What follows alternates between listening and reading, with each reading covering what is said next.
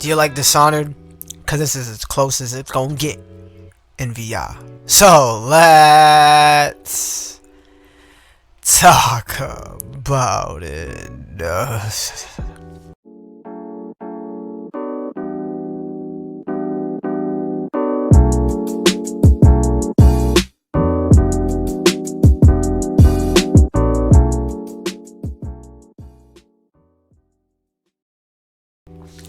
Become a vampire, strike from the darkness and drink the blood of your prey.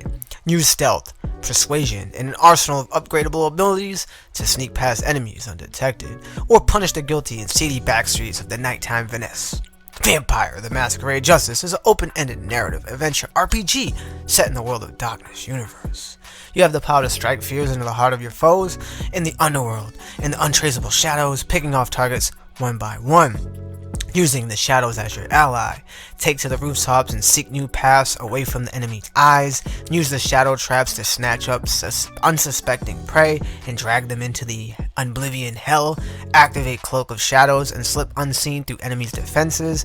Punish the guilty with the brutal abilities, launching yourself towards the opponents with immense force, or boil their insides out with Cauldron of Blood. Approach from behind and sink your fangs to stock up the bloods.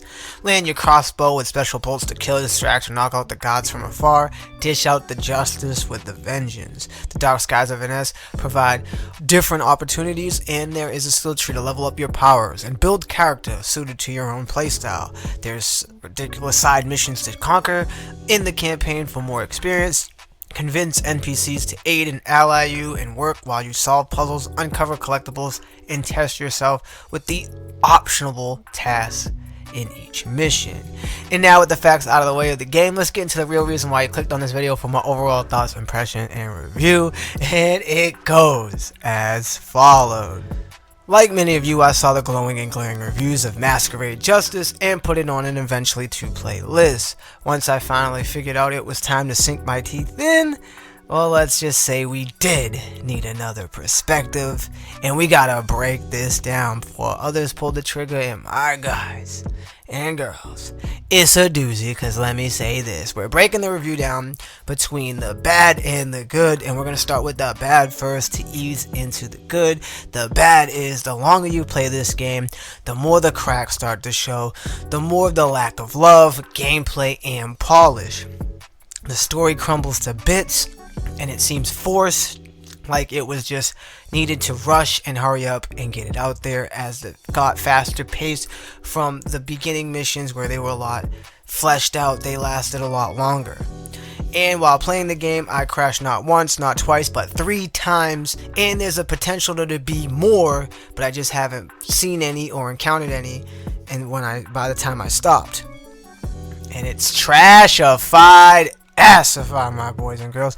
Diarrhea shit turds on shredded lettuce, peach, guava juice, turd droplings. Absolutely asinine, moronic. And what's even crazier is not even just the crashes, but near the end of the game, it crawls to a halt and we get 5 FPS like we back on the PlayStation 1. It absolutely takes a shit. It's beyond baffling. The earlier stages of the game are not like this.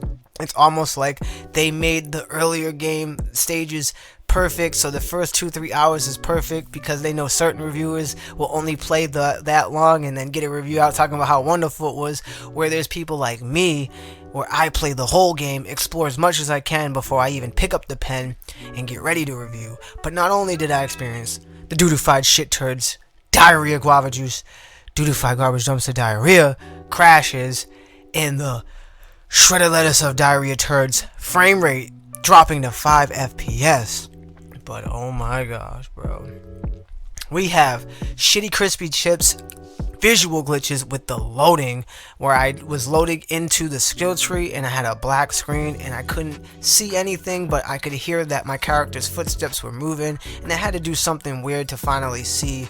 I think I had to go to the menu and then reload in just to see what the hell actually happened. And my boys, that's not it. No, that's not it, because I even fell through the floor and took a one-way ticket to hell outside of Elon Musk's fucking Tesla ship, my boys. This is the second game that I experienced falling through the floors. It is just baffling. It is just fucking shocking. Words can't describe the horrors of it all. The boss fights are clunky to maneuver, at least in the first one. And without getting into spoilers, the last boss isn't as clunky as the first one, because in the first one, it's mainly a balancing of you, the player, and how much you can multitask through the fight. And the last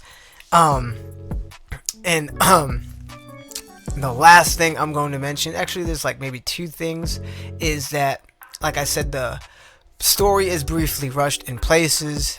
I did enjoy my time with it, but it's just kind of like, it kind of gets mumbo jumbled like a bag of chess mix. And what the hell is up with that weird red effect line on the flooring? If you look on the floor, on the ground, there's this weird red film fuzz, like kind of like where you're at your skill tree. It's like that environment is through the whole fucking game, and you see the outlines on the floor. And finally, like I said, the last thing I'm going to talk about is the the DLC missions, DLC puzzles. Fuck you, whoever designed them. I'm speaking to you. Fuck you. Fuck those puzzles. Fuck whoever designed them. Fuck them shitified, doodified stains on sandpaper. Now use that for your asshole and wipe it, because you should be fired. It's not fun. It takes out the gameplay loop. It's boring. It's moronic. It's a waste of time. And even to do those collectibles, because they're hidden behind collectibles. So if you want more story, they're locked behind that shitified, assified, trashified DLC puzzle missions that I personally would rather eat air than to try to even finish those, because it's trash. Now, with all that being said, let's dive into the slight brief positivity of what Vampires does right. The game offers 7 hours of gameplay, unless you're dense in the head and want to do those trashified, assified, doo-doo-die, dumpster, diarrhea, guava juice, shit turns in a basket, rolled in a pig and acid, stupid ass missions, the DLC puzzles, or you could get like 9-10 hours if you do those. It has a diverse skill tree, offering some kind of spiciness to the eventually boring, repetitive gameplay loop that the game throws at you. But the skill tree is fun. You can sneak, you can take your blood and eat the enemies while it burns them to death. You could drag them to hell. There's a lot of different things you could do, but it doesn't really sway from that. You can also use your dots. They can like break the camera, or they could put people to sleep, and you can collect collectibles with them if you really care to do that. There is crystal clear shot visuals. I mean, the game basically looks great and plays great until near the end, but honestly, these are the cleanest visuals I've seen next to Red Matter 2 and the like. And for the game as a whole, it's basically Dishonored in VR, but with vampires. So if you really love that game and you need to fulfill that itch, this is actually perfect for you. But honestly, after a while, I was bored. I needed to take several breaks just to feel refreshed again to continue playing. And obviously for me, this was a one and done, because I have zero desire to come back, especially with those trashified, assified puzzles.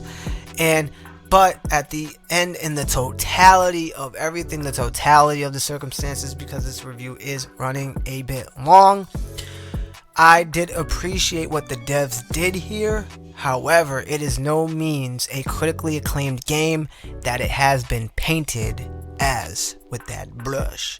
We here at NGI give Vampire the Masquerade Justice on the PSVR2 a 7 out of 10. Make sure you stay up to date with all the latest in gaming tech news and reviews. Smash that like, and as always, subscribe. I'm gonna see you guys in the next stream or video. God bless and peace. That frame rate like chugged for a second, but that was the first time I actually experienced frame rate issue.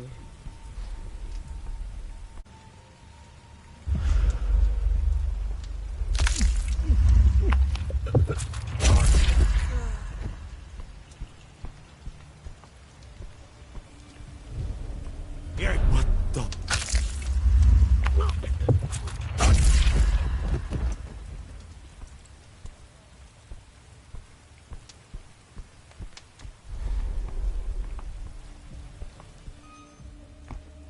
Gotta stay sharp.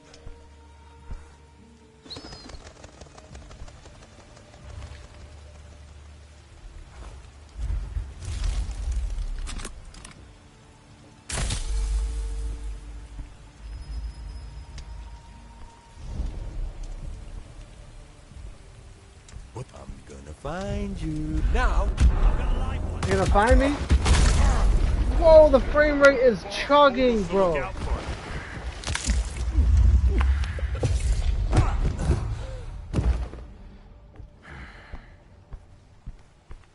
The frame rate was like 5 FPS. Dead as night here.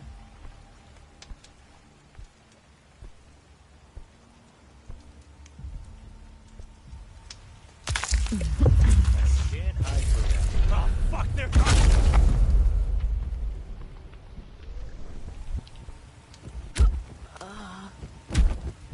Dude, the frame rate is so bad in this level.